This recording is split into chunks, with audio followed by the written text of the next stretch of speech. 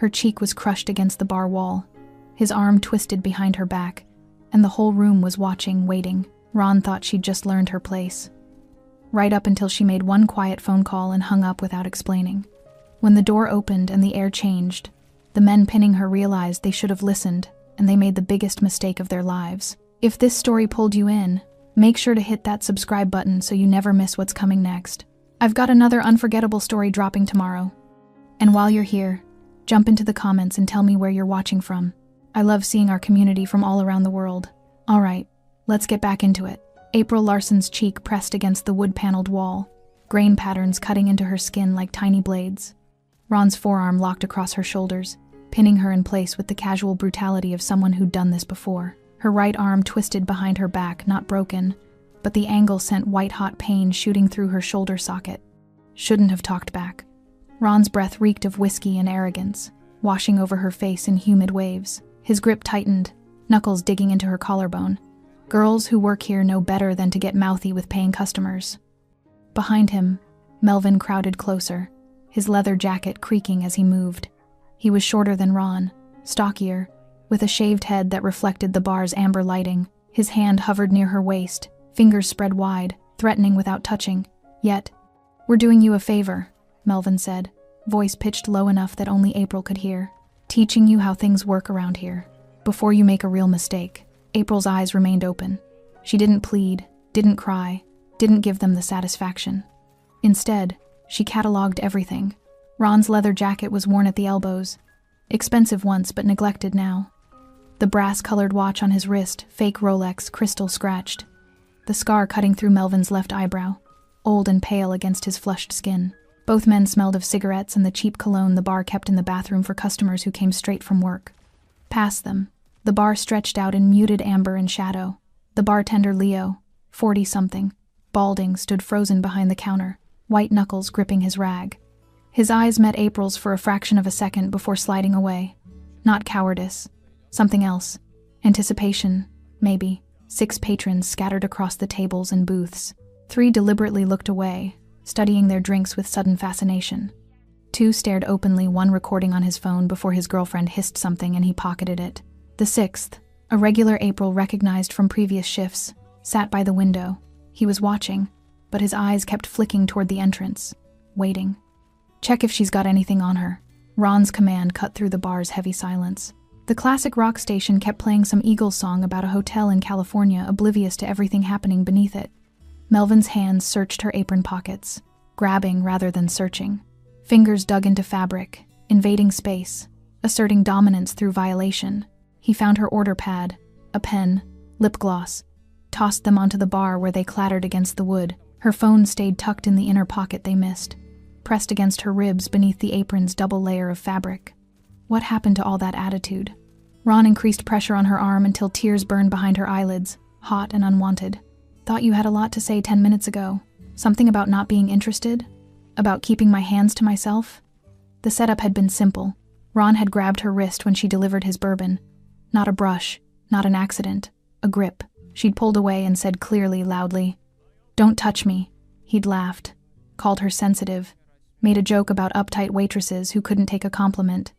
When she'd walked away without responding, Melvin had stood up, blocking her path. The escalation happened fast after that. April said nothing now. Her jaw clenched so hard her teeth ached. She counted her breaths. 1, 2, 3. The bar's silence amplified everything. Ice shifting in the cooler sounded like glaciers breaking. Someone's nervous cough from the corner booth echoed like a gunshot. The neon Budweiser sign buzzed with electrical current, each pulse marking time. They didn't see her left hand slip beneath her apron's waistband. "Take her in the back," Melvin suggested, voice dropping to a register that made April's stomach clench. "Make sure the lesson really sticks. These neighborhood girls need to learn their place." Ron shoved her harder against the wall. Her forehead connected with wood, sharp pain blooming behind her eyes. "You hear that? We're being generous, giving you privacy for what comes next. Should be thanking us." April's fingers closed around her phone. The screen unlocked with her thumbprint, muscle memory bypassing conscious thought. She didn't look down, didn't need to. The number was saved under a single letter, M, first name on her contacts list. Programmed on her first shift, 3 weeks ago. when the bar's owner had handed her an apron and a warning. Behind the bar, the regulars exchanged glances. Not intervention, they'd learned that lesson already. But their stillness had weight to it. Density. They weren't watching an assault, they were watching a countdown. The man by the window shifted in his seat, leather jacket rustling. His eyes moved from April to the entrance, then back. His beer sat untouched, condensation pooling on the coaster. Waiting, April hit dial. 1 ring. The pressure on her shoulders intensified. 2 rings. Melvin's hand finally made contact with her waist, gripping hard enough to bruise. A voice answered. No greeting, no identification. Just presence, solid as stone. Manuel. Her voice stayed level despite Ron's weight crushing her ribcage, despite the pain radiating through her twisted arm, despite everything. They've got their hands on me. She didn't explain, didn't describe locations or names or circumstances. Those 4 words contained everything necessary. Click. Ron laughed, feeling her body shift as she pocketed the phone. The sound was ugly, triumphant. Oh, you called someone? Your boyfriend gonna come save you? He released her arm just enough to spin her around, forcing her to face him. His face was flushed, eyes bright with alcohol and power. Let me tell you how this works, sweetheart. The entrance door opened, not slammed, not rushed, just opened. The way doors opened when someone who owned space walked through them. The change in air pressure was immediate. Conversations that had dropped to whispers now ceased entirely. The bartender's eyes snapped toward the door, his entire body straightening. The regular by the window straightened in his seat, fear and relief warring on his weathered face. Ron didn't notice yet. He was too focused on intimidation, on April's face, on making his point. Nobody's coming to help you. Nobody who matters gives a damn about Ron. Melvin's voice cracked like thin ice. His hand dropped from April's shoulder. What? Ron didn't turn, his attention still fixed on April's face. We're not done teaching. Ron. Melvin's voice broke completely now, stripped of bravado. The color drained from his face, starting at his forehead and washing down like someone had pulled a plug. Footsteps, measured, unhurried, boot heels against worn hardwood, each step deliberate as a countdown. Not the shuffle of tired patrons or the hurried click of servers. These were the footsteps of someone who'd never rushed for anything in his life because everything waited for him. Ron finally turned. Manuel Santana crossed the bar's threshold like he owned not just the building but the air inside it. Black leather jacket, no tie, collar open enough to show the edge of ink climbing his throat. More tattoos visible at his wrists where his sleeves were pushed back intricate patterns. April couldn't make out from this distance but had memorized from their one previous meeting. His dark hair was pulled back, revealing sharp cheekbones and eyes that didn't blink, didn't scan, didn't search. They already knew everything they needed to. He didn't look at Ron or Melvin. He walked straight toward April. Ron's grip went slack. His hand fell away from her shoulder like he'd touched something burning. Melvin stepped back, hands rising instinctively, not in defense, in surrender. April sagged against the wall, catching herself before her knees could buckle.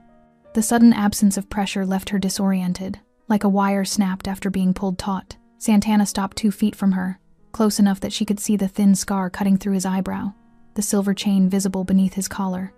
He examined her face with clinical precision, the redness on her cheek where it had pressed against the wall, the way she cradled her right arm, the controlled breathing of someone holding back pain. Did you tell them to stop? His voice was quiet, final. Not a question seeking information but confirmation of a crime already committed. April nodded once. Her throat felt too tight for words. Santana's jaw tightened, muscle jumping beneath skin. He didn't raise his voice, didn't gesture wildly. When he turned to face Ron and Melvin, his hands stayed relaxed at his sides, which somehow made him more terrifying than if he'd come in swinging. Then you chose not to listen. The words settled over the bar like snow, muffling everything beneath their weight. Ron found his voice first, though it came out strangled.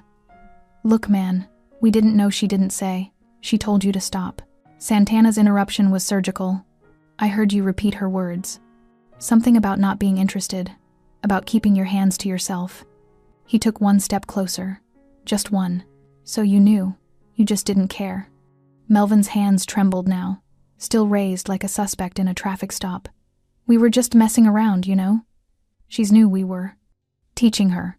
Santana finished the sentence, voice flat. I heard that too. Interesting lesson plan. His eyes, dark, unreadable, moved between them. Tell me what you were teaching. Specifically, silence. Behind the bar, Leo had gone completely still, not even pretending to work anymore. The rag dangled from his hand. Forgotten, his face held the expression of someone watching a car accident in slow motion, unable to look away. The regulars sat frozen. The couple who'd been recording had their hands flat on the table, phones face down, eyes down. The three who'd looked away earlier now stared openly, no longer pretending disinterest. The man by the window had shifted his chair slightly, angling toward the exit but not leaving. Witnessing, not intervening. That's what I thought. Santana's attention returned to April. His hand moved slowly, deliberately, reaching toward her. She flinched, couldn't help it, and he froze. I'm checking your arm, he said, voice gentler but still edged with something sharp underneath. Tell me if I hurt you. He examined her wrist where Ron had twisted it, fingers light as he rotated her arm slightly. April hissed through her teeth when he found the angle that sent pain shooting through her shoulder. Dislocated? He asked. No, just pulled hard. Bruising? April looked down. Dark marks were already forming where Melvin's fingers had gripped her waist, visible above her jeans where her shirt had ridden up. She nodded. Santana's expression didn't change, but something in his stillness shifted. The air around him seemed to compress, pressure building like a storm front moving in. You're regulars here, he said, still not looking at Ron and Melvin. Statement, not question. Yeah, man, we come in like 3-4 times a week, Ron started. How long? What? How long have you been coming here? Each word precise as a blade. 6 months, maybe? 7? And in 6 months nobody told you the rules? Santana finally turned back to them. Nobody mentioned that people who work here are protected? That this bar operates under certain agreements? Ron's face cycled through expressions, confusion, realization, fear. We heard stories, but we thought, you thought stories were just stories. Santana nodded slowly. Let me tell you a real story then. About 3 years ago, a man came into this bar. Regular. Like you. 10 months he'd been drinking here. One night, he grabbed the bartender's girlfriend. Just grabbed her. Didn't even get as far as you did. He paused, letting the silence stretch. Nobody's seen him since. Not at this bar. Not at the bar down the street. Not at his apartment, his job, his mother's house. Another pause. You know why? Neither Ron nor Melvin answered. Because some lessons don't need teaching twice. They need teaching once, so thoroughly that everyone who hears about it learns from someone else's mistake. Leo's hand tightened on the rag, knuckles going white again. Now, Santana continued, voice dropping even lower. I'm going to give you both a choice, not because you deserve one, but because he nodded toward April, might not want to watch what happens if you choose wrong. April's pulse hammered in her throat. This was the part she'd been warned about, but hadn't fully believed. The part where protection meant consequences, where safety had a cost someone else paid. The choice is simple, Santana said. You can kneel, here, in front of everyone who watched you put your hands on her. You can apologize, mean it, and then you can leave and never come back to any establishment I protect. Or, Melvin's voice barely qualified as a whisper. Santana's smile didn't reach his eyes. Or we have a different conversation, somewhere private, and you learn why people tell stories about this place. Ron looked at Melvin. Melvin looked at the floor. Neither man moved for what felt like an eternity but was probably only 10 seconds. 10 seconds where the jukebox transitioned from the Eagles to something by Fleetwood Mac, where ice continued melting in abandoned glasses, where April's heart hammered so hard she could feel it in her fingertips. We'll kneel, Ron said finally, voice scraped raw. We'll apologize. Santana stepped back, giving them space, giving them stage. Ron dropped first, knees hitting hardwood with a dull thud that echoed through the silent bar. Melvin followed a beat later, more slowly, like his body was fighting the command even as his survival instincts overrode pride. They knelt side by side, 3 feet from where April still leaned against the wall, close enough that she could see the sweat beading on Ron's forehead, the way Melvin's hands shook where they rested on his thighs. Look at her, Santana said. Not the floor. Her. Both men raised their eyes. The shame on their faces was palpable, thick enough to taste. But underneath it, April saw something else: resentment. The humiliation would fester, she realized. They'd leave here hating not themselves for what they'd done, but her for what she'd cost them. I'm sorry. Ron's words came out mechanical, rehearsed. I shouldn't have touched you. I shouldn't have. Mean it, Santana interrupted. Or we move to option 2. Ron swallowed hard. When he spoke again, his voice cracked. I'm sorry, really. We got drunk and stupid, and I'm sorry. His eyes glistened. Though whether from genuine remorse or fear, April couldn't tell, didn't care. Melvin's apology came quieter. I'm sorry too, for scaring you, for putting my hands on you, for... He trailed off, unable or unwilling to list every violation. April said nothing.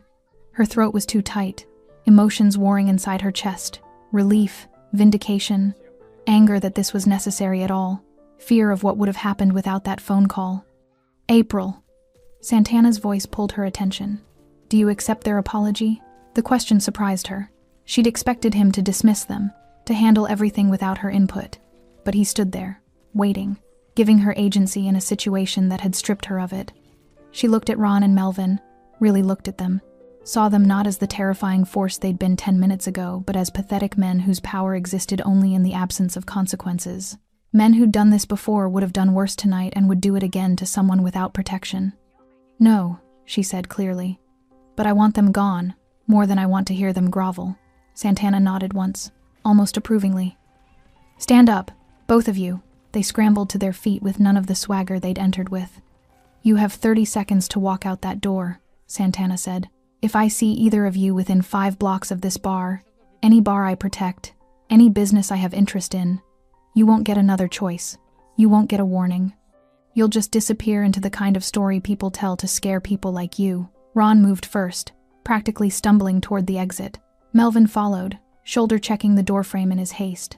The door swung shut behind them, cutting off the sound of their retreat. The bar exhaled collectively. Conversations didn't resume immediately. People shifted in their seats, exchanged glances, processed what they'd witnessed. The couple with the phone stood up, dropped cash on their table without counting it, and left quickly. Witnesses, April realized, who didn't want to be remembered. Leo finally moved, setting down his rag and pouring 2 fingers of whiskey into a glass. He slid it across the bar toward Santana, who ignored it, and then poured a second glass, this one with ice and Coke, and gestured toward April. She crossed to the bar on unsteady legs, accepting the drink with hands that trembled slightly. The cold glass anchored her, gave her something physical to focus on. You okay? Leo asked, and it was the first thing anyone besides Santana had said to her since the assault began. Getting there, April managed. Santana remained in the center of the bar, a fixed point around which everything else orbited. He pulled out his phone, typed something quickly, then pocketed it again. Orders being given, April assumed, making sure Ron and Melvin's banishment stuck. You did good, he said to April, voice still quiet but lacking the edge it had held moments ago. Calling when you did, not waiting to see if it would get worse.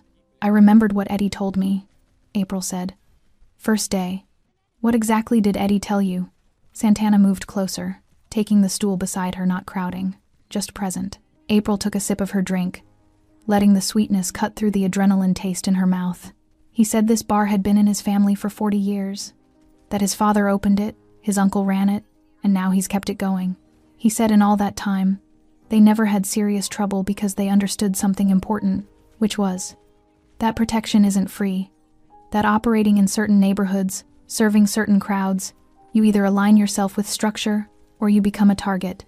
She met Santana's eyes. He said he'd made an arrangement years ago, that everyone who worked here was covered under that arrangement, that if anything ever happened, there was a number to call, and you believed him. I did my research first, April admitted. Asked around. Heard the stories, the man who disappeared 3 years ago, the group of college kids who tried to rob the register and ended up in the hospital, the dealer who thought he could operate out of the back room. She rotated the glass in her hands. Everyone said the same thing. This bar is untouchable. The people who work here are untouchable. Because of you. Santana's expression remained neutral, but something flickered in his eyes. You weren't scared? Knowing what that protection meant? I was terrified, April said honestly, but more scared of working somewhere without it. More scared of what happens to waitresses who don't have someone to call. She thought of the other jobs she'd worked. The hands that had grabbed and groped. The managers who'd shrugged and said, that's just how it is. the tips she'd sacrificed by refusing advances. At least here, the rules are clear. The rules are very clear, Santana agreed. Nobody touches my people. Nobody threatens my establishments. Nobody forgets who holds power here. The bar's ambient noise gradually returned, conversations resuming in hushed tones, glasses clinking against wood, the jukebox cycling to the next song. But the atmosphere had fundamentally shifted. April could feel it in the way patrons glanced toward her and Santana, in the careful distance people maintained, in the respect that replaced casual indifference. She was no longer just the new waitress. She was under protection, marked, claimed by association. "How's your arm?" Santana asked, nodding toward where she still cradled her right shoulder. "Sore. I'll ice it when I get home." "Ice it now." He gestured to Leo, who immediately filled a towel with ice from the bin behind the bar. "You're done for tonight. I'll make sure you're paid for the full shift." April accepted the makeshift ice pack, pressing it against her shoulder. The cold bit through her shirt, sharp and clarifying. "I can finish. You're done," Santana repeated, gentler but final. "Go home. Rest. Come back tomorrow if you want to. Or don't. Your choice." The offer surprised her. "You're saying I can quit, after all this?" "I'm saying you have a choice. Always." He stood, adjusting his jacket. "What happened tonight wasn't your fault. If you want to keep working here, you work here. If this scared you too much, I understand. Either way, you're still protected. The arrangement doesn't end because you change jobs." April studied him, trying to reconcile the man who just offered Ron and Melvin a choice between public humiliation and private violence, with the one now giving her genuine autonomy. "You meant what you said, about your people." Every word. Santana pulled out his phone again, checked something, then looked back at her. "I protect what's mine. This bar is mine. The people who work here are mine. That's not ownership, it's responsibility. Big difference." "And if I'd called 5 minutes later? 10? The question emerged before April could stop it, the what-ifs that had been circling since the moment Ron first grabbed her. Santana's expression darkened. "Then I would have walked in on something worse, and Ron and Melvin would have faced option 2 regardless of what they chose. Timing matters, but outcome is what I care about. You're safe. They're gone. The message is sent." "What message?" "That this bar remembers. That every regular, every drunk who thinks he's bulletproof, every asshole who confuses hospitality with invitation, they all remember what happens when lines get crossed." He gestured around the room. "Look at them. Look at how they're looking at you." April did. The remaining patrons watched her with something between wariness and respect. The man by the window who'd been waiting for Santana raised his glass slightly in acknowledgement. A woman in the corner booth, mid-40s with tired eyes, nodded once solidarity, recognition, relief that someone had finally faced consequences. "They're not scared of you," Santana continued. "They're scared of what touching you would cost them. There's a difference. Fear of you is personal. Fear of consequences is structural." "Is that what you want? People scared of consequences?"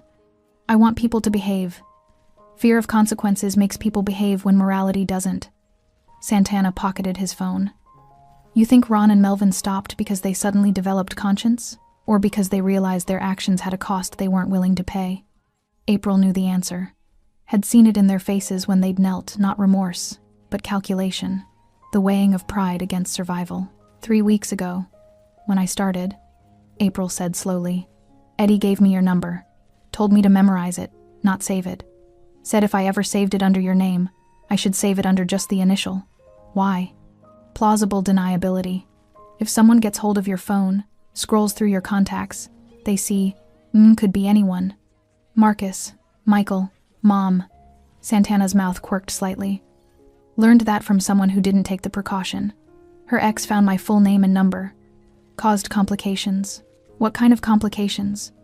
"The kind where jealous ex-boyfriends think they can intimidate me into staying away from their women." The way he said it suggested the complications hadn't ended well for the ex-boyfriend. "Now everyone who has my number knows the protocol. First initial only. Memorize it. Only call when you have to." "How many people have your number?" April asked, curiosity overriding caution. "Enough." Santana didn't elaborate. "Every business I protect, key staff members get it. Managers, senior bartenders, security. People who might need immediate response." His eyes met hers. "Usually they work up to it. 6 months, a year, prove they're reliable. You got it on day one, because Eddie vouched for me. Because Eddie told me you needed the job badly enough to take night shifts in a bar like this. Because he said you had a kid at home depending on your income. Because he said you wouldn't call unless you really needed help. Santana tilted his head slightly. Was he right?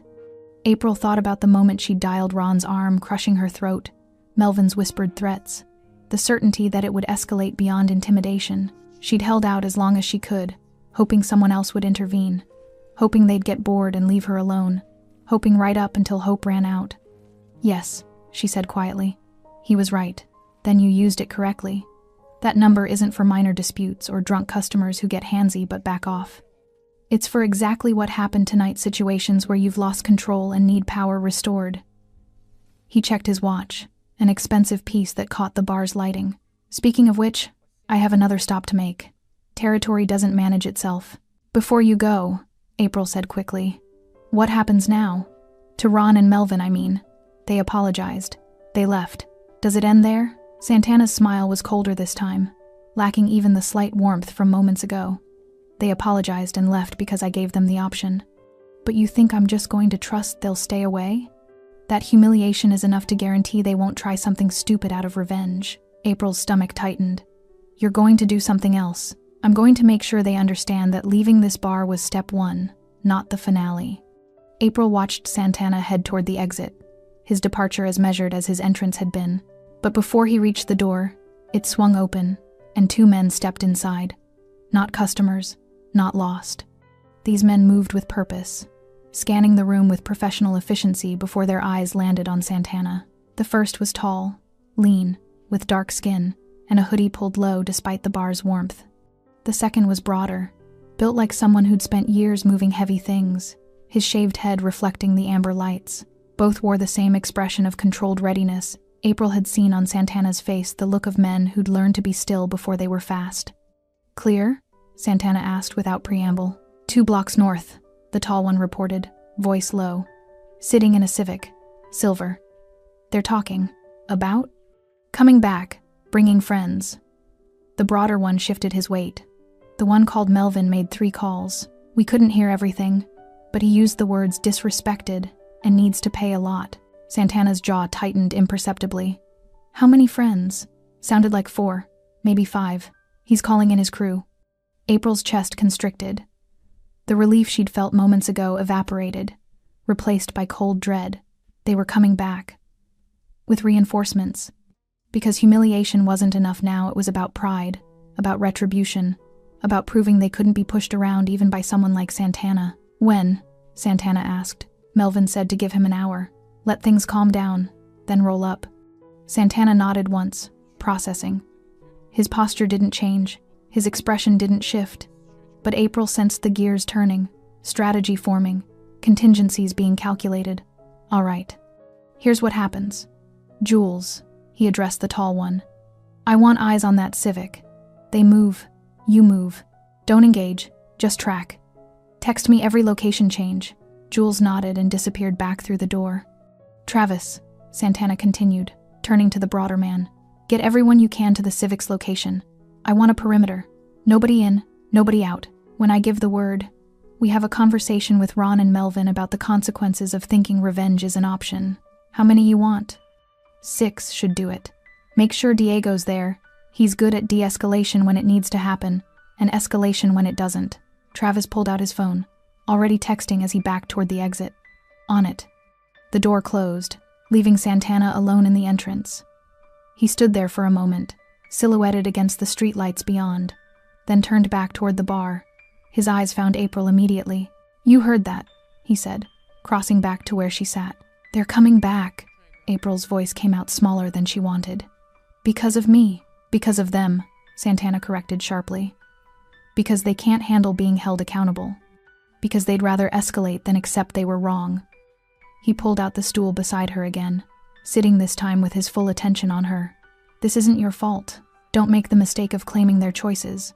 But if I hadn't called, then you'd be in an alley right now, or a hospital, or worse. The bluntness of his words cut through her spiraling thoughts. You think I'd prefer that alternative? You think letting them finish what they started would have somehow avoided this? April pressed the ice pack harder against her shoulder, needing the physical sensation to anchor her. I didn't think it would lead to this, to more violence. It always leads to more, Santana said, voice gentler now but no less serious. Men like Ron and Melvin, they don't stop at one violation. They escalate. They test boundaries. And when nobody stops them, they push further. You called before it got worse tonight. But this? He gestured vaguely toward where his men had stood. This was always coming. If not with you, then with the next waitress. The next woman who said no. Leo approached cautiously, refilling April's Coke without asking. His hands were steadier now, but his eyes kept darting to Santana, to the door, to April. You want me to close early? He asked Santana. Get everyone out? No. Keep operating normally. I don't want Ron and Melvin knowing we know they're planning something. Let them think they have the element of surprise. Santana checked his phone, a text from Jules with a location pin. Perfect. They haven't moved yet. What are you going to do to them? April asked, though part of her didn't want to know the answer. Santana studied her for a long moment, weighing what to share. I'm going to give them the same choice I gave them here. Apologize, mean it this time, and accept permanent banishment from my territory, or face consequences that ensure they never threaten anyone in my protection again. And if they choose wrong, then they learn why smart people don't choose wrong. The vagueness was deliberate, April realized. Plausible deniability again. The less she knew about specific methods, the less she could be implicated if things went sideways. But the implication was clear enough. Santana's world operated by rules that existed outside law, beyond courts and police and official channels. How did you end up doing this? The question emerged before April could stop it. Running protection, managing territory, being the person people call. Santana's expression shifted, not quite a smile, but something adjacent to it. Memories, perhaps, of a younger version of himself making different choices. Long story. Short version? I grew up watching my mother work 3 jobs, get harassed at 2 of them, and have nobody to call when it got bad. Watched my sister get cornered in a parking lot and fight her way free because nobody was coming to help. Watched my neighborhood get eaten alive by people with power and no conscience. He paused, fingers drumming once against the bar. So I built something different. Structure where there was chaos, consequences where there was impunity, protection for people who couldn't protect themselves. His eyes met hers. I'm not a hero, April. I do things heroes wouldn't do. But I keep people safe, actually safe, not just theoretically safe. That has value, even if it means violence, especially if it means violence, because the world is already violent. I just make sure it's directed at people who deserve it instead of people who don't. Santana's phone buzzed. He glanced at the screen, read the message, then stood smoothly. They're moving, heading back this way. April's pulse spiked. Already? I thought they said an hour. Drunk men aren't known for patience. Santana's tone remained calm, almost bored, like this was routine. Maybe it was. They've picked up 3 others. 6 total now, including Ron and Melvin. Leo dropped the glass he'd been drying. It didn't shatter, landed on the rubber mat behind the bar, but the sound cut through the room's ambient noise. Conversation stopped. Heads turned. Everyone out, Santana said, voice carrying effortlessly across the space. Not shouting, just projecting with the confidence of someone who expected obedience. Bar's closing early. Finish your drinks in the next 2 minutes. Settle your tabs, and leave through the front, calmly. Nobody argued. The remaining patrons, maybe a dozen in total, began gathering belongings, pulling out wallets, moving with the quick efficiency of people who recognized when to ask questions and when to just comply. The woman from the corner booth paused near April on her way out. You okay, honey? Her voice was kind, concerned, maternal. April managed a nod. Getting there. Good. You hold on to that. The woman squeezed her shoulder briefly, carefully avoiding the injured one, then headed for the exit with everyone else. Within 90 seconds, the bar had emptied except for April, Leo, and Santana. The silence felt oppressive, heavy with anticipation. Leo locked the front door after the last patron left, then turned back to Santana. You want me gone too? He asked. Your choice. You stay. You might see things you can't unsee. You go. Nobody questions you about what happened here tonight. Leo hesitated, torn between self-preservation and loyalty. His eyes moved to April. She's staying? She's staying, April answered, before Santana could. They came back because of me. I'm not hiding. Then I'm staying too, Leo said, though his voice wavered slightly. Someone needs to witness. Make sure things don't go too far. Santana's expression suggested things would go exactly as far as they needed to, regardless of witnesses, but he didn't argue. Instead, he moved to the bar's front window, peering through the blinds at the street beyond. April joined him, careful to stay back from the glass. Do you see them? Not yet, but they're close. He pulled out his phone, typed rapidly. My people are in position. 3 cars, 15 men total. Ron and Melvin's crew won't make it through the door. 15? April's eyes widened. For 6 guys? Overwhelming force prevents escalation, Santana explained, without looking away from the window. If it's 6 against 6, it's a fight. If it's 6 against 15, it's a surrender. Less blood this way usually. The word usually hung in the air like smoke. Headlights appeared at the end of the block. A silver Civic, just as described, moving slowly. Behind it, a black SUV with tinted windows. The vehicles crawled forward, predatory, like sharks circling. There, Santana said quietly. April's breath caught. Through the window, she could make out shapes in the vehicles, heads, shoulders, the occasional gesture as they talked among themselves. Planning, psyching themselves up. The Civic stopped across the street, 50 feet from the bar's entrance.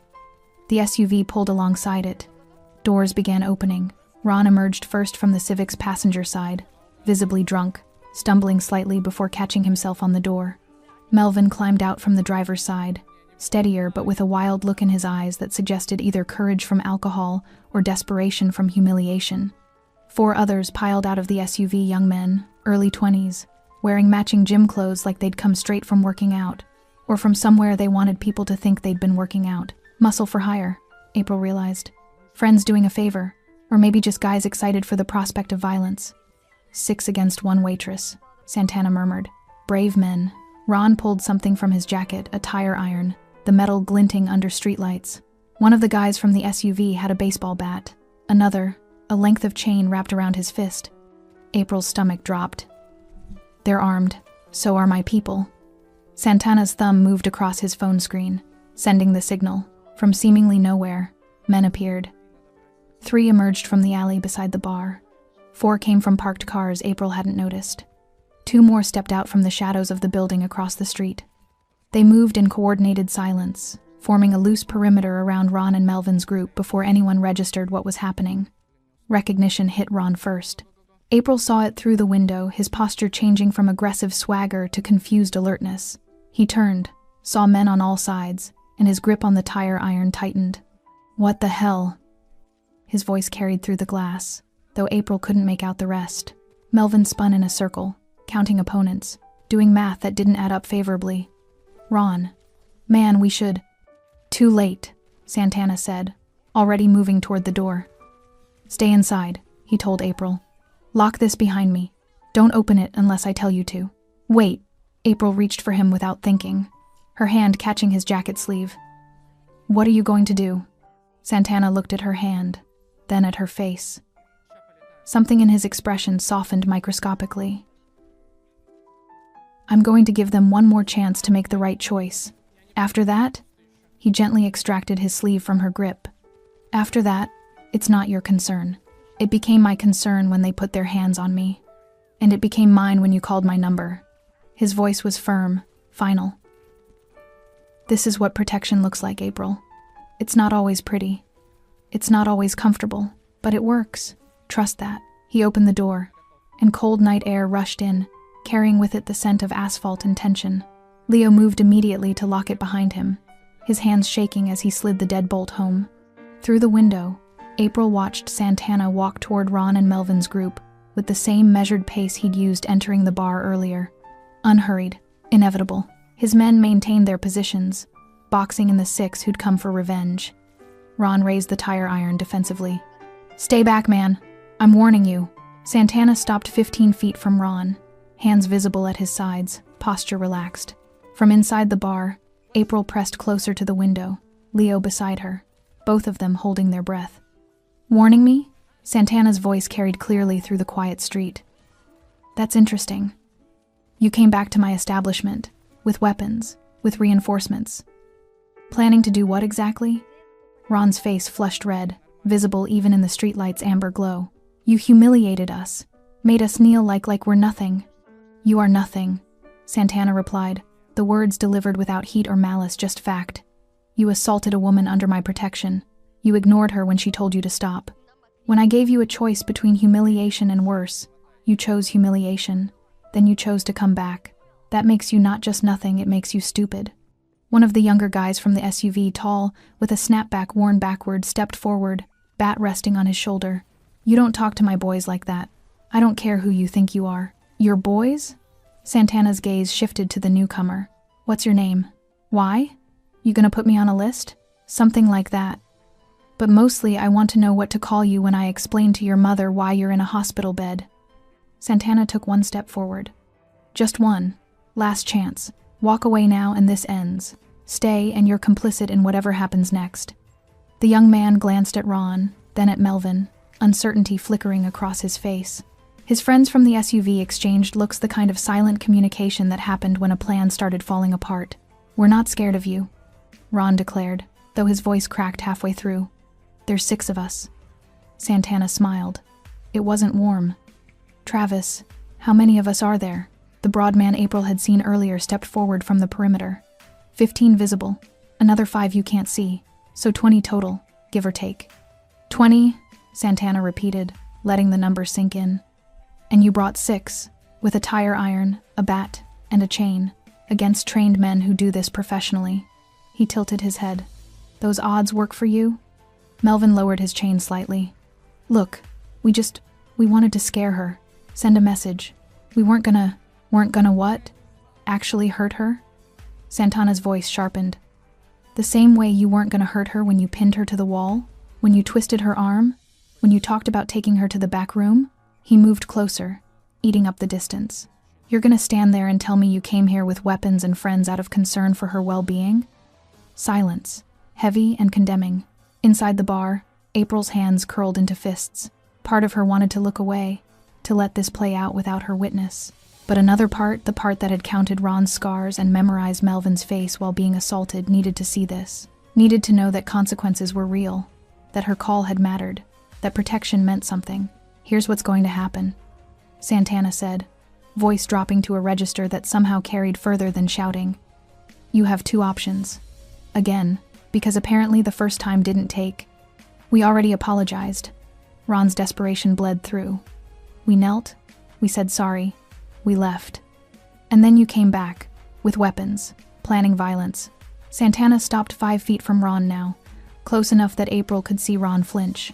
"So the terms have changed. Option 1, you kneel again. All 6 of you, right here in the street. You hand over every weapon. You apologize not just to April, but to everyone in my organization who had to waste their time tonight because you can't control yourselves. Then you leave. Not just this bar, this neighborhood, this entire territory. You find somewhere else to drink, work, exist. And if I ever see any of your faces again, we skip straight to option 2. The young man with the bat shifted his weight. "And option 2? Option 2 is what happens when men come at my people with weapons." Santana's hands finally moved, gesturing to the perimeter. "My men take those weapons away from you. Then they demonstrate why you shouldn't bring weapons you don't know how to use to fights you don't know how to win. You're threatening us?" Ron's voice pitched higher. "In front of witnesses? We could what?" Santana interrupted. "Call the police? Tell them you came back to assault a woman, brought weapons, and the neighborhood defended itself?" He pulled out his phone, held it up. "I've been recording this whole conversation. I have footage of you arriving with weapons. I have testimony from a bar full of people who saw you assault April earlier. So please, call the police. I'll wait." Ron's face drained of color. The tire iron trembled in his grip. One of the SUV guys dropped his end of the chain. The metal hit pavement with a clatter that echoed through the street like a gunshot. "I'm out, man. This is crazy. We were supposed to scare some girl, not go to war with the mob." "Not the mob," Santana corrected mildly. "I prefer Neighborhood Protection Service, but I appreciate the recognition." Another of the young men backed toward the SUV, then another. Within seconds, 3 of the 4 had retreated, leaving Ron and Melvin standing with one loyal friend who looked increasingly like he regretted his loyalty. "Your crew's abandoning you," Santana observed. "Still feel powerful?" Melvin's chain hit the ground. He raised his hands, palms out. Okay, Okay, you win. We'll kneel, we'll apologize, we'll leave. Just let us walk away after. That depends on the apology.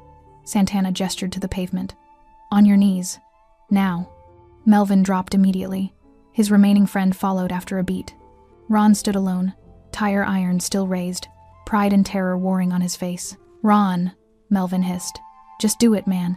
It's over. It's not over, Ron's voice cracked. I can't. Then choose option 2, Santana said quietly. Please. Choose option 2. Let me show everyone watching what happens to men who can't let go of pride even when it's killing them. April watched Ron's face cycle through emotions, rage, humiliation, fear, calculation. His fingers tightened on the tire iron. For one horrible moment, she thought he'd actually swing it. Then his knees buckled. The tire iron clattered to the street. Ron collapsed forward, hands hitting pavement, shoulders shaking. All 3 men knelt in the street now, Ron broken and sobbing, Melvin stone-faced, the third friend looking sick to his stomach.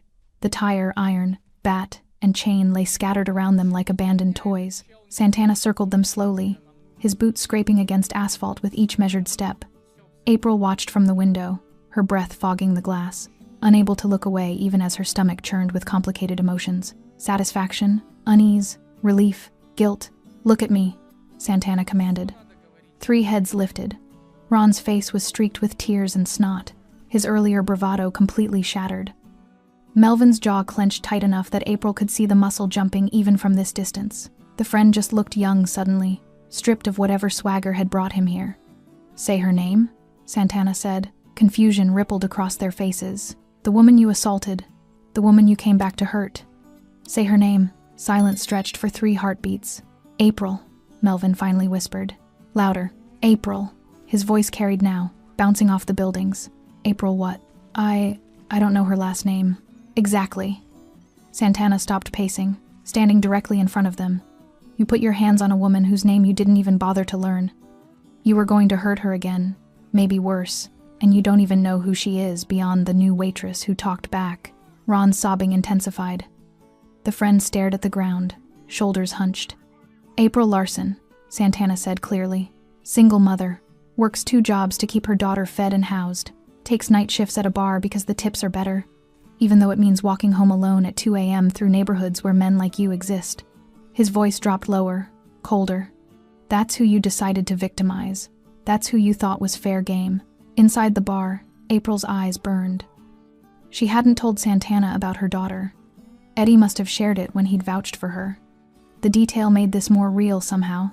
Not just an anonymous waitress being protected, but a specific woman with a specific life that these men had tried to destroy. I'm sorry, Ron choked out. April, I'm so sorry. I was drunk and stupid and... She can't hear you, Santana interrupted. But I can, and sorry isn't enough this time. Sorry was enough when you left the first time. Coming back canceled, sorry.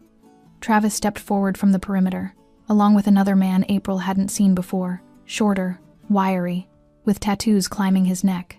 They moved to either side of the kneeling men. Stand up, Santana ordered. They struggled to their feet, unsteady, uncertain what came next. Empty your pockets. Wallets, phones, keys, everything on the ground. They complied with shaking hands. 6 wallets hit the pavement, followed by phones and keys. One of the phones was cracked Ron's, probably from being shoved in his pocket too roughly. Santana nodded to Travis, who collected the items efficiently. He photographed each ID, typed information into his phone, then handed everything back except the phones. You get these back tomorrow, Travis said, pocketing the devices. After we've made sure there's no evidence you're planning round 3. We're not, the friend started. Shut up, Santana said almost conversationally. You lost the right to speak when you showed up with a baseball bat. He turned his attention back to Ron and Melvin. Here's how this works. You're banned from every establishment I protect. That's 43 bars, restaurants, and clubs across 5 neighborhoods. List is being texted to associates right now with your photos and descriptions. Travis held up his phone, showing that he was indeed sending mass messages. You don't work in my territory. You don't shop in my territory. You don't even drive through my territory if you can avoid it. Santana's gaze hardened. And if I hear if anyone in my organization hears that you've put hands on another woman anywhere, we won't have this conversation again. We'll just handle it. Quietly, Permanently.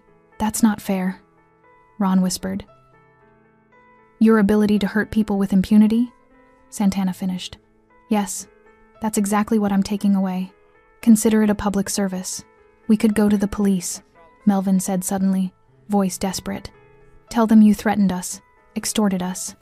With what evidence? Santana gestured around. 20 witnesses say you showed up with weapons planning to assault someone. I defended my neighborhood. But sure, call the police. See which of us they believe, the men with weapons and assault on camera, or the community organizer protecting local businesses. The friend started crying. I just came because Ron said it would be quick. I didn't know I don't even know that girl. Her name is April, Santana repeated, voice sharp as a blade. And ignorance isn't innocence. You brought a bat. That's a choice. Live with it. 2 more men emerged from the shadows. April recognized Jules, the tall one from earlier. They positioned themselves on either side of Ron's group, not touching but close enough to loom. Jules and Travis are going to escort you to your vehicles, Santana explained. You're going to drive away calmly. No speeding, no dramatics, no stopping to regroup and plan something even stupider. If you deviate from a direct path out of this neighborhood, the men following you will assume hostile intent. Don't give them a reason. Someone's following us? Melvin's voice cracked. Until you're 10 miles away. Yes. Insurance policy. Santana stepped back, giving them space to move. Start walking. They moved like men walking to execution, shuffled steps, hunched shoulders, defeated. Jules and Travis flanked them, professional and silent. The group headed toward the Civic and SUV, footsteps echoing in the quiet street. April watched until they disappeared from view, engines starting, vehicles pulling away with none of the aggressive energy they'd arrived with. The remaining men on the perimeter held position for another 2 minutes, then dispersed as silently as they'd appeared. Within 5 minutes, the street looked normal again, empty, quiet, like nothing had happened. Santana returned to the bar's door, knocked twice. Leo unlocked it immediately, stepping back to let him enter. It's done, Santana said, brushing past him toward April. They're gone. They won't be back. April found her voice finally, though it came out rough. How can you be sure? Because they're cowards, and cowards fold when consequences become real. He studied her face. How are you feeling? I don't know, April admitted. Relieved? Guilty? Scared. It's not actually over. It's over, Santana assured her. I promise you that. The bar felt cavernous in its emptiness. Just the 3 of them surrounded by vacant chairs and abandoned glasses, the jukebox finally silent. April realized she was still holding the ice pack, though it had long since melted, water dripping through the towel onto her shoes. Leo moved first, breaking the stillness by collecting the abandoned glasses from tables. His hands shook slightly, adrenaline wearing off, leaving behind the tremors of someone who'd witnessed violence without participating. He said nothing, just cleaned, needing the familiar routine to ground himself. Santana pulled out his phone, scrolled through messages. Photos and descriptions went out to all my contacts. Ron and Melvin are blacklisted as of... He checked the timestamp, 4 minutes ago. Anyone who serves them answers to me. 43 establishments, April repeated his earlier number. That's a lot of territory. It's enough. Santana pocketed his phone, then removed his leather jacket. Here, April blinked. What? You're shivering. He draped the jacket over her shoulders before she could protest. She was shivering, she realized. Had been for minutes without noticing. Adrenaline crash leaving her cold despite the bar's warmth. The jacket was heavy, still carrying his body heat, and smelled of leather and something else, cologne, maybe, or just him. Thank you, she managed. Don't thank me yet. Santana leaned against the bar, studying her with that same clinical precision he'd used to examine her injuries earlier. What happened tonight, the kneeling, the banishment, the threats, that's the visible part, the part people see and remember. But there's more that happens behind scenes. April's stomach tightened. Like what? Like making sure Ron and Melvin understand that banishment isn't a suggestion. Like checking in with their employers, their landlords, their regular hangouts. Like making absolutely certain they know that their lives got smaller tonight and will stay smaller unless they behave. That sounds like... April searched for the word. Control, Santana supplied. It is. Complete control over 2 men who thought they could act without consequences. Some people call it excessive. I call it effective. Leo paused his cleaning, glass frozen halfway to the bar.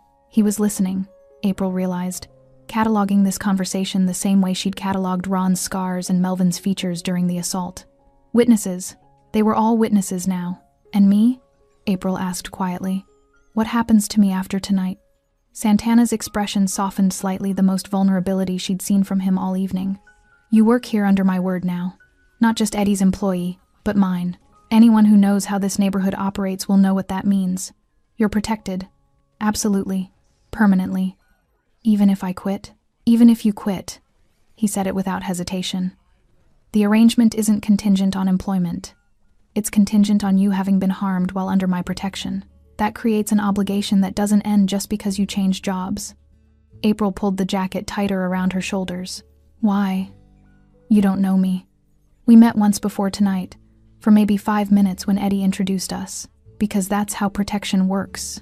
It's not transactional. I don't protect people because they pay me or because I like them personally.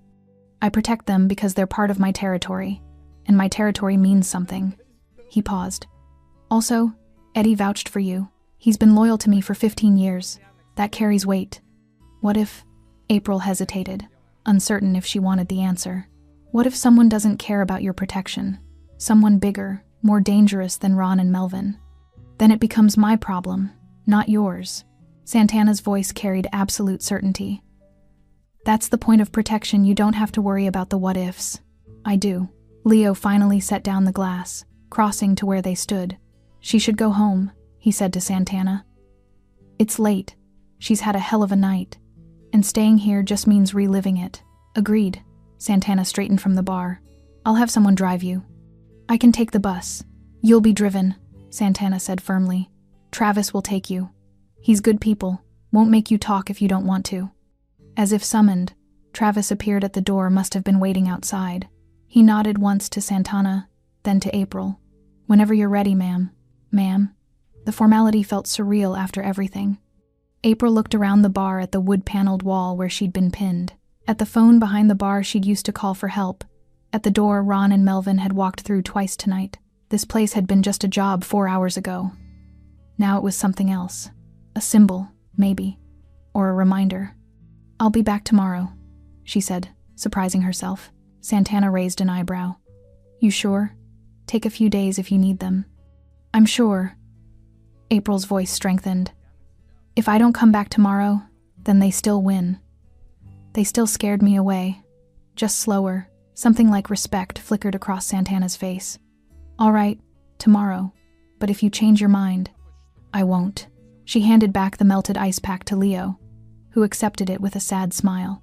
Get some rest, April. Real rest, not just lying awake replaying everything. I'll try. Travis held the door open, patient and silent.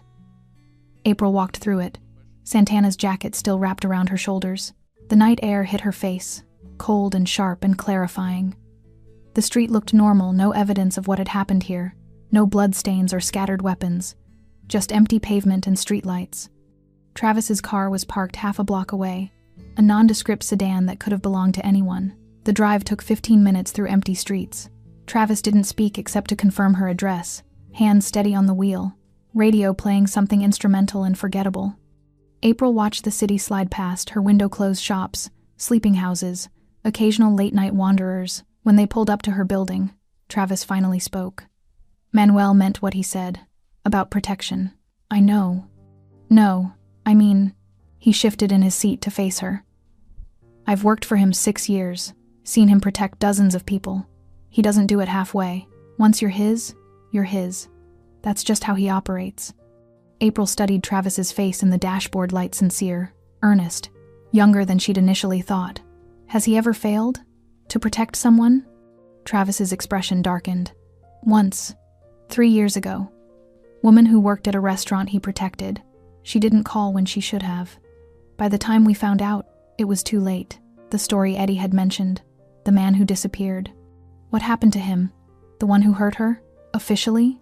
Police never found him. Unofficially? Travis's jaw set. Manuel made sure that failure never happens again, whatever it takes. April nodded slowly, understanding the implicit message. This wasn't just business for Santana. It was personal. Every person he protected represented a chance to rewrite that failure, to prove he could keep people safe when it mattered. Thank you, she said. For tonight, for driving me, for all of it.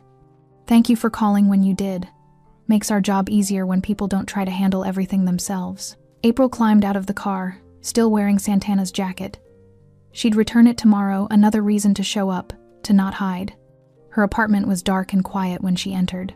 Her daughter was at her mother's for the night, a regular arrangement on late shift evenings. Part of April was grateful she needed time to process, to decompose, to figure out how to carry this forward. She stood in her bathroom, examining her reflection. The redness on her cheek had faded to pink. Her shoulder ached but moved normally. No permanent damage, at least not physically. Emotionally was harder to measure. Her phone buzzed a text from an unknown number. This is Manuel. Travis confirmed you got home safe. If you need anything tonight, can't sleep, feel unsafe, whatever, call the number you have. Someone will answer. Always. April stared at the message for a long moment, then saved the number properly this time. Not just Manuel Santana, with his full name, because hiding it felt pointless now. She was in this world. Whether she'd chosen it or not, she texted back, "Thank you. For everything." His response came quickly. "You called at the right time. That took courage. Don't forget that." April set her phone down and sat on her bed, Santana's jacket still around her shoulders. Tomorrow she'd go back to the bar. She'd serve drinks and take orders and smile at customers. But she'd do it differently now, not as someone hoping to avoid trouble, but as someone who knew what protection meant. The bar would return to normal operations. Regulars would come and go. Music would play, glasses would clink, conversations would flow. But underneath the surface, everyone would remember. The night April Larson called for help, and help came with overwhelming force. Some people would call it extreme, others would call it justice. April called it survival. She lay back on her bed, exhaustion finally catching up with her. Her last thought before sleep claimed her was simple. Tomorrow, she'd walk into that bar with her head high. Not because she wasn't afraid, but because fear without protection was dangerous, and she wasn't alone anymore. The city hummed beyond her window, endless and indifferent and full of people like Ron and Melvin, who thought they could take without consequence. But it was also full of people like Manuel Santana, who'd built something different, something structured and brutal and strangely honest. Protection wasn't clean. It wasn't legal. It wasn't what heroes offered in stories, but it worked. And for tonight, that was enough. Thanks for staying with this story right till the final moment. You're the reason these stories come alive. If you're ready for another powerful journey, just tap the next video on your screen. And before you go, leave a quick comment and rate this story from 1 to 10. I'm excited to see your thoughts and connect with you down there. Мораль. Когда ты заходишь в интернет и видишь, как люди там в Дубае летают, покупают себе огромное количество автомобилей какие-то. Ну, много всего такого, что ты за эту зарплату себе никогда в жизни позволить не сможешь. И как человеку оставаться морально типа сильным? Что ему нужно делать? Ну, наверное, во-первых, это, наверное, все от семьи исходит, да? То есть, какая семья у тебя, как она построена. Если ты один живешь, это сложно, да, ты будешь сам себя, но у тебя, опять-таки, возможно, ну, родители, если есть, которые, друзья, поддержат тебя в какой-то момент, хотя бы просто отвлекут тебя от этих мыслей. А если у тебя, к примеру, там, семья, жена, к примеру, да, есть дети, то тут, наверное, поддержка только от них исходит какая-то.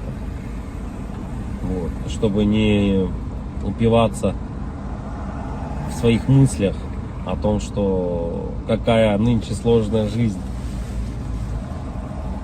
И, наверное, других-то вариантов, в принципе-то, и нету. Какие вот еще варианты, в принципе, изменить, поменять свою жизнь настолько, чтобы она была, ну, казалась тебе удачной, да, реализованным себя в жизни, в чем-то. В чем, вот как проявляется на самом деле у нас реализованность? Наверное, у 90% случаев это финансовое благополучие, финансовая независимость. Это, наверное, одно из таких ключевых моментов, когда человек, наверное, считает себя реализованным, да, в этой жизни. То есть, как добиться этого? То есть, с учетом того, что даже возьмем нашу страну, да, сколько миллионов людей здесь живет, как каждому добиться этого результата? Ну, понятно. И с каждым годом просто ситуация становится все хуже и хуже. Все дорожает, люди зарабатывают либо столько же. Ну, даже если они зарабатывают столько же, на самом деле этого все уже недостаточно. К чему это все приведет на самом деле? В оконцове, наверное, мир погрязнет в большую депрессию в какую-то. Какие-то войны, возможно, или еще что-то еще больше глобальных таких вещей, которые не приведут ни к чему хорошему на самом деле. Поддержка каждого человека именно для того, чтобы он держался, наверное, морально, заключается в том, что, ну, наверное, дом, в который ты приходишь, должен быть крепостью твоей, да, что это единственное должно быть место, где ты будешь чувствовать себя под защитой. Для этого было придумано, наверное, своя пещера изначально, потом свои какие-то чумы, палатки различные, да, потом все это превратилось, на данный момент это у нас дома, квартиры, в которые мы приходим и должны ощущать себя в безопасности, чтобы можно быть немного морально расслабленным с учетом того, что ты выходишь каждый день на работу, на улицу, и все равно давление вот это вот, оно все равно присутствует. Когда ты заходишь в магазин, видишь цены эти, да, и так далее, не можешь себе что-то там приобрести, позволить на ежедневной основе, это откладывает большой, наверное, отпечаток. Не, наверное, а точно.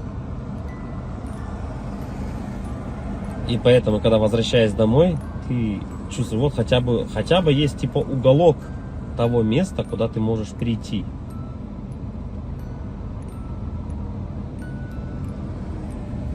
Уголок на самом деле человеку много тоже не надо. Можно хотеть большего, но на самом деле человеку одному много не надо. Да? Ему нужно спальное место, спокойное место, где можно подумать. Ну, это когда ты один, к примеру, да? Когда у тебя есть семья, к примеру, ты приходишь домой, опять-таки, и тут хотя бы, да, поговорить о каких-то вещах. Просто об отрешенных вещах, наверное. И, возможно, при этих же условиях у тебя и появляется какая-то дополнительная мотивация для реализации себя.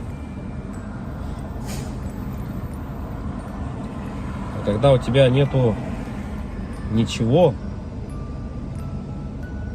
вот это уже становится проблемой. И это у многих на самом деле. Что значит не иметь ничего?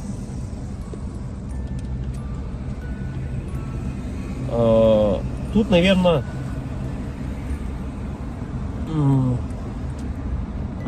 самое главное, дизмораль у человека еще возникает при том, что это уже, наверное, где-то в глубине души даже она возникает при даже хорошей финансовой подушке такой, которая у тебя есть, хороших финансовых деньгах, да, то есть, но нету вот внутреннего ощущения, к примеру, дружбы, семьи, любви и так далее.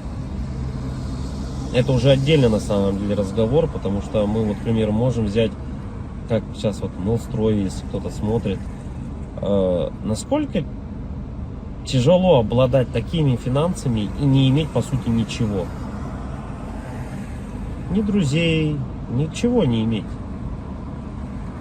Так главное это получается для бедных главное деньги, для богатых главное какое-то внутреннее ощущение нужности, не из-за денег. Вот такое вот. И эта борьба какая-то такая и вот эти два слоя общества, богатые и бедные, они друг друга не понимают. На самом деле из-за этого, возможно.